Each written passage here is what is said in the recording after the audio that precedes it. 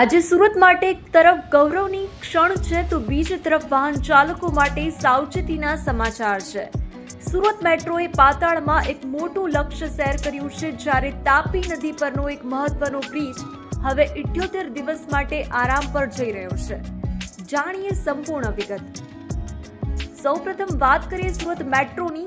ચોક બજાર વિસ્તારમાં આજે ઉત્સાહનો માહોલ જોવા મળ્યો। ગુજરાત મેટ્રો રેલ કોર્પોરેશન દ્વારા વર્ષ 2021થી શરૂ થયેલી કામગીરીમાં આજે એક મહત્વનો પડાવ આવ્યો છે।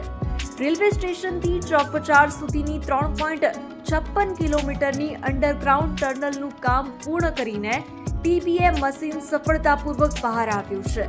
જમીનથી 12 મીટર નીચે ગીચ વસ્તી ધરાવતા વિસ્તારોની વચ્ચે આ કામગીરી કરવી એક મોટો પડકાર હતો, જે આપણા એન્જિનિયરોએ કરી બતાવ્યો છે। હવે વાત કરીએ ટ્રાફિકની।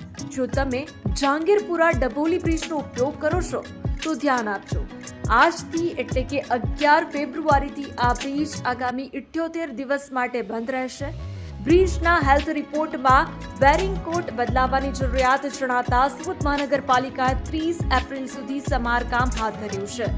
રમેશચંદ્ર ડાયમંડ જંકશન કે વેડ દરવાજા જેવા વૈકલ્પિક રૂટનો ઉપયોગ કરી તમે ટ્રાફિકથી બચી શકો છો।